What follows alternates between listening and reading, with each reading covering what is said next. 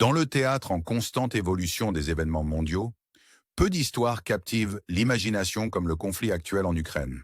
C'est un récit de stratégie, de pouvoir et de l'indomptable esprit humain, se déroulant en temps réel sur la scène mondiale. Alors que nous plongeons dans ce récit complexe, notre voyage commence dans la région de Sumy, où la brutalité de la guerre est clairement évidente. L'attaque récente par des missiles Iskander a propulsé cette zone sous les feux de la rampe, nous rappelant tous la nature fragile de la paix. Les rapports indiquent qu'une frappe ciblée a touché le centre de congrès de l'Université d'État de Sumy, causant des dommages considérables et soulevant des questions sur le ciblage des sites militaires par rapport aux sites civils. Les missiles Iskander, connus pour leur précision, ont été un point de discorde, mettant en lumière la fine ligne entre les objectifs militaires et la sécurité des civils.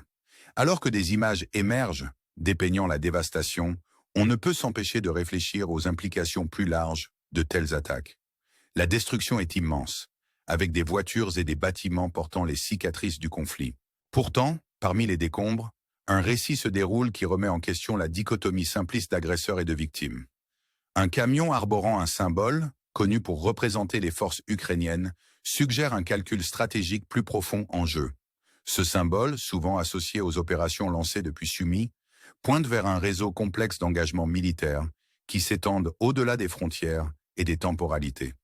L'histoire ne s'arrête pas à Sumy. Elle s'étend au nord vers Koursk et à l'est vers le Donbass, où les forces russes feraient des avancées. Le champ de bataille est une tapisserie dynamique, tissée avec les fils de la stratégie et de la survie. À Koursk, les rapports suggèrent une poussée russe vers le centre, avec des troupes avançant depuis le nord, une manœuvre stratégique qui souligne la nature fluide de ce conflit. Pendant ce temps, la région du Donbass continue d'être un point focal, les forces russes cherchant à gagner du terrain. Le momentum semble être de leur côté, mais le coût de tels progrès se mesure en vies humaines et en communautés brisées. Le récit ici est celui de la persévérance et de la résilience, avec des soldats et des civils pris dans le tumulte. Alors que nous traversons ces régions, il est clair que le conflit n'est pas juste un affrontement d'armes, mais une bataille de récits, chaque camp s'efforçant de contrôler l'histoire qui émerge du chaos.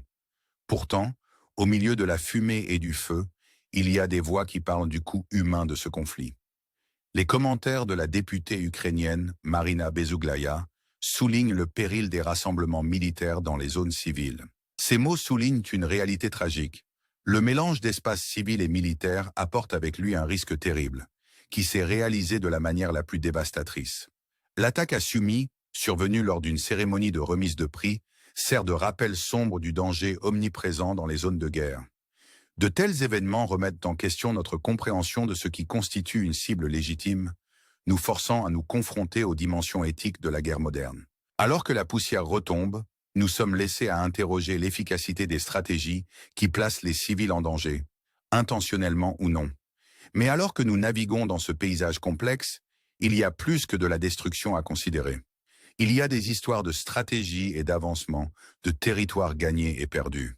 Sur le front nord, les troupes russes auraient fait des percées significatives, insinuant une stratégie plus large, cherchant à remodeler le paysage géopolitique. Le conflit est un jeu d'échecs, chaque mouvement calculé pour gagner un avantage. Pourtant, dans ce jeu de haute intensité, les pièces sont des vies humaines et le plateau est une terre riche d'histoire et de douleur. Nous sommes attirés dans ce récit non seulement par le spectacle de la guerre, mais par les histoires humaines qui émergent de son ombre. Au milieu de cela, nous restons avec une question. Quel avenir se profile pour l'Ukraine et son peuple? Alors que le monde observe et attend, nous sommes rappelés à notre humanité partagée, aux liens qui nous unissent même en temps de division. Ce conflit, comme tous les autres, finira par trouver sa place dans les annales de l'histoire. Mais alors que nous documentons son déroulement, nous sommes appelés à réfléchir à notre rôle en tant que témoins de ces événements. Comment allons-nous répondre aux histoires qui émergent des cendres? Allons-nous choisir de nous engager, d'apprendre et de grandir à partir de ces expériences? Alors que nous réfléchissons à ces questions, nous vous invitons à vous joindre à nous dans ce voyage de découverte et de compréhension. Ensemble, cherchons la lumière dans l'obscurité et l'espoir qui perdure même face à l'adversité. Alors que le récit du conflit en Ukraine se déroule, nous nous trouvons attirés plus profondément dans la danse complexe de la stratégie et de la survie. Le champ de bataille s'étend au-delà des théâtres de guerre immédiats, atteignant les cœurs et les esprits de ceux qui suivent ces événements de loin. La région de Sumy redevient un point focal alors que les troupes russes avancent vers le nord de la localité de Lokhnia. Ce mouvement, relayé par divers rapports médiatiques, suggère un effort concerté pour modifier l'équilibre des pouvoirs. La présence russe au nord semble s'étendre, témoignage de la poussée incessante pour sécuriser des territoires clés. Chaque avancée est un pas de plus dans un paysage chargé d'histoire et de tensions, où chaque parcelle de terrain est contestée et chaque gain a un coût. L'importance stratégique de ces régions ne peut être sous-estimée. Alors que les forces russes traversent ces zones, elles ne capturent pas seulement des terres, mais tentent de contrôler le récit. Le conflit concerne autant la perception que le territoire, chaque camp cherchant à s'emparer du terrain moral élevé. Dans la région de Koursk, l'attention se tourne vers la localité de Gornal, où les rapports indiquent que les troupes russes progressent par petits pas. Cette manœuvre fait partie d'une stratégie plus large, visant à établir une zone de confinement. Un mouvement qui souligne l'interaction complexe entre tactique militaire et aspiration géopolitique. Les combats sont intenses, avec des rapports de combat près de l'église dans la partie est de Gornal, soulignant la proximité du conflit avec des lieux de paix et de spiritualité. En explorant les dynamiques de ce conflit, il devient clair que les enjeux sont élevés, non seulement pour les nations impliquées, mais pour la communauté mondiale. Les avancées dans la région du Donbass, par exemple, laissent entrevoir une stratégie plus large, visant à remodeler le paysage géopolitique. Les forces russes poussent vers la ville de Liman, un nœud ferroviaire critique dans le Donbass. Ce mouvement est plus qu'une opération militaire. C'est un jeu stratégique qui pourrait avoir des répercussions profondes sur la stabilité de la région. La ville de Liman, avec son réseau ferroviaire étendu, a le potentiel de devenir un point pivot dans le conflit. Le contrôle de telles infrastructures pourrait modifier l'équilibre des pouvoirs, affectant non seulement la logistique militaire, mais aussi le mouvement des personnes et des marchandises dans la région. Pourtant, même alors que ces manœuvres militaires se déroulent, l'élément humain demeure omniprésent. Les histoires de ceux qui vivent à travers ce conflit sont un rappel poignant de la résilience de l'esprit humain. Dans la région de Sumy, au milieu des rapports d'avancée militaire, il y a aussi des récits de communautés s'efforçant de maintenir une apparence de normalité dans des circonstances extraordinaires. Ces récits de persévérance et d'espoir contrastent fortement avec la destruction qui les entoure, offrant un aperçu de la réalité complexe de la vie en zone de conflit. La juxtaposition de la guerre et de la vie quotidienne nous pousse à considérer les implications plus larges de ce conflit, non seulement pour l'Ukraine, mais pour le monde en général. Les événements en cours en Ukraine servent de microcosme des défis plus vastes auxquels notre société mondiale est confrontée. Alors que nous assistons à l'interaction du pouvoir et de la politique, nous sommes rappelés à l'interconnexion de notre monde. Le conflit est un rappel brutal de la fragilité de la paix et du potentiel toujours présent de la violence. Pourtant, au milieu des ténèbres, il y a aussi le potentiel de lumière, de compréhension et de changement. En continuant à suivre cette histoire, nous sommes appelés à réfléchir à notre rôle dans la construction du récit. Comment allons-nous répondre aux défis et aux opportunités qui surgissent de ce conflit? Allons-nous choisir de nous engager avec empathie et compréhension, ou allons-nous détourner le regard, satisfaits de rester à l'écart? Face à une telle incertitude, nous sommes rappelés au pouvoir de l'esprit humain d'endurer et de surmonter.